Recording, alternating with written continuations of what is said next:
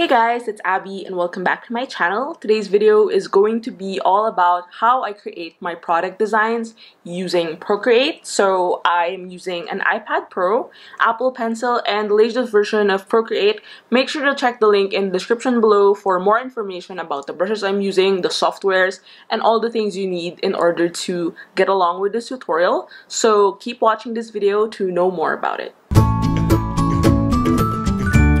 So to give you a background, I have been using Procreate for maybe more than a year now. I am on and off, I'm not 100% like a huge Procreate fan, but I do love it because it has made my life way easier and way more efficient, especially when I do digital lettering. When you see like overlays of my designs or lettering on videos, those are actually made with Procreate, as well as some of the thumbnails and hand letter elements.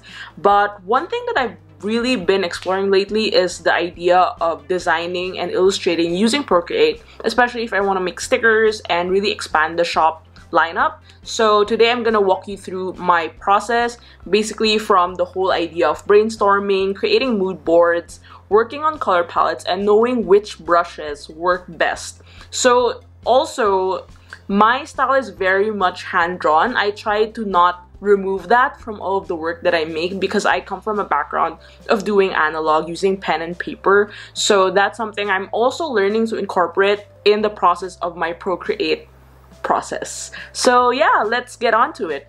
First things first, thank you to Yellow Images for sponsoring this video. Yellow Images is the #1 marketplace of more than 40,000 high-quality premium mockups, creative fonts, images 360, and a creative store full of amazing graphic assets like lettering, icons, illustration, patterns, textures, presets, brushes, UX and UI kits, and more. Make sure to get the discount by clicking the link down below and use my promo code ABBYC30 to get a 30% discount on your purchase. First things first, I'm going to open the Procreate app on my iPad. You will see that I have a bunch of work here. I'm gonna show you briefly this recent one that I made. So this is the output that we kind of want to have today. So this is an illustration set of stickers that I made for a project. As you can see, the elements are very cohesive, and also it has a specific set of colors. I actually used this color scheme. It's a bit muted, like with some blushes and sage green, and that's something that I went for because this is the first page and this is the second page, subsequent page, which are basically round elements, post-its, shapes, and washi tapes that I am going to make. So to give you a background, one of the things I like to do first is to start sketching out my ideas before I actually go into the part where I determine the colors or figure out how I want to go about it. As you can see here, I have this palette. It's called the recipe book because I'm actually working on a recipe book. But I do have more palettes to give you some context. Maybe for this project, we could go ahead and use this ABCs of hand lettering. They're a bit more bolder. So you're going to just click default. So then you will see it here and you'll be able to navigate easily. And I'm just going to show you some of the brushes I use. My current favorite is this Marvelous Markers brush set, which I will link down below. I bought it at Yellow Images. You will see that if you are into illustration, it's great to have a set of brushes that vary in terms of designs, textures, and different elements. So you see there is a shift in terms of, you can see some grainy areas. You can also work with a lot of different elements here. And what's great about Procreate is you can actually customize it according to your liking. The streamline helps determine how fixed your strokes are, then it's easier to control. And with that, I just like using a very basic brush. Usually I don't also streamline it when I'm sketching because I feel like it's too controlling. Yeah, I think this is good. So I'm thinking we can do a theme, for example, like working from home.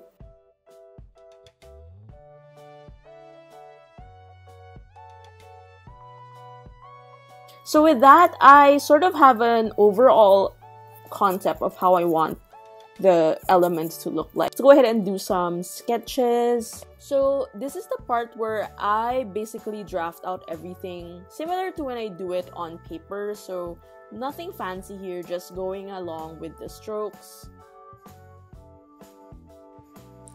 So basically at this point, I am just referring to my current list of items and I'm starting to draw. Note that when I do draw, I just try to keep it as close as possible to what I want it to look like. You can always consult Pinterest or you can go ahead and check out the different areas where you could improve more. And I'm also making like iterations. There's like a coffee, 2 types of coffee, other illustrations, like a planner can be a closed planner, an open planner, depends on what you're going for. I just find that some elements might look deceiving, like this actually looks like a book.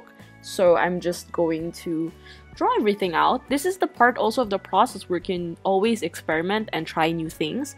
What I like also about sketching is I do all of the pre-work beforehand, and before that I don't have to worry about basically the whole sketch and the whole concept because I already have it laid out. Later on when we move to the coloring part, you're just focusing more on the coloring aspect and really just going along with the process.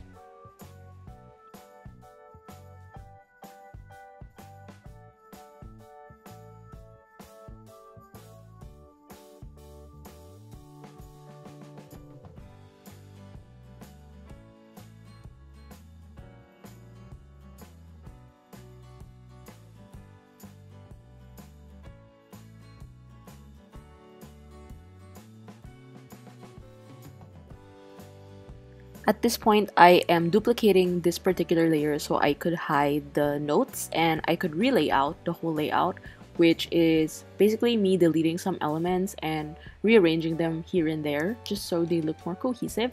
And when I create it at a sticker set, it looks more put together that way. Also adjusting the proportions because it's important to note that you kind of want them to have more or less the same size so it doesn't look like something is a bit off, and that's what we want to avoid when creating stickers like these.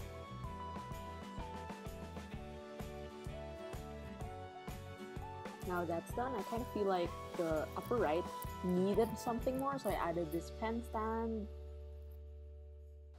And now we want to lower the opacity and we're going to start with a new one. Please take note that I have a canvas grid, a drawing guide, because it's important for me to be able to know if I'm having everything like in proper measurements.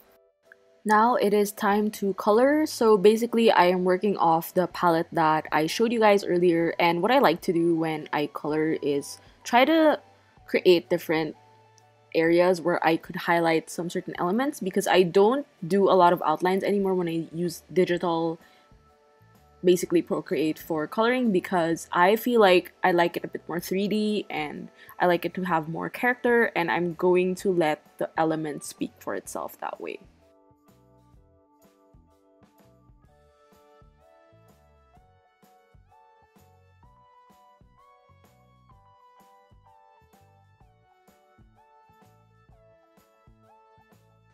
I guess my pro tip for illustrating and coloring in general in Procreate is that you really have to work around the colors that you have.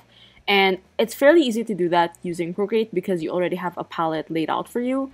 And in terms of the layers, I like to create new layers for separate elements. That way it's easier for me to just color along and not go across the line. And that's something that I've also developed when using Procreate. I actually have no background in coloring with Photoshop and Illustrator. Actually, I don't use Illustrator, so this was really a learning curve for me, but eventually you'll really get to figure it out as you go.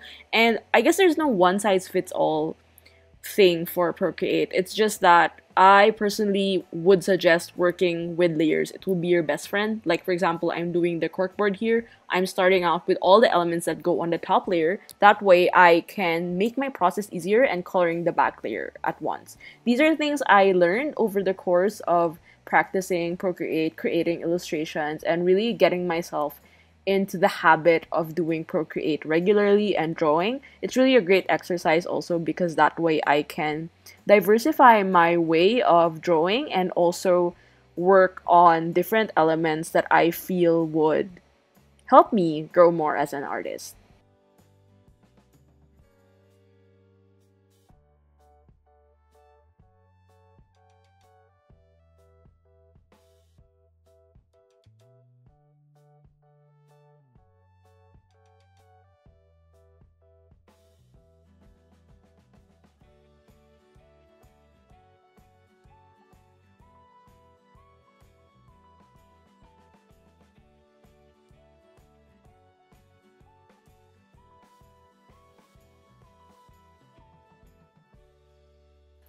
Last but definitely not least, we have this desk, and basically my whole theme of working from home, I think, kind of makes sense in this matter. You have certain elements that remind you of what the work from home sitch looks like. So we're done with our spot illustrations, and what I want you to is to merge everything, and after that I have to create some sort of an outline like this, because this is going to be needed for the cutter to be able to cut it when I transfer it to Photoshop and connect it to my Cricut design space. So also you want to export this at PNG. That way it will be easier for you to determine which areas are going to be cut and colored for printing.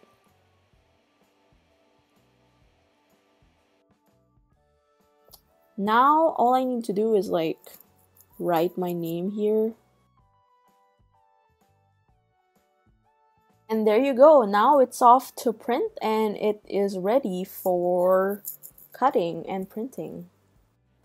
So I hope you learned something from today's tutorial. Thank you so much for watching. If you want to know more, make sure to check out Yellow Images on their website, and I also have a link down in the description below for 30% off, so make sure to get that coupon and get limited edition creative resources that you can use for your projects. Thank you again, Yellow Images, for sponsoring this video. If you have more questions, also leave a comment down below. I'd be glad to discuss it with you.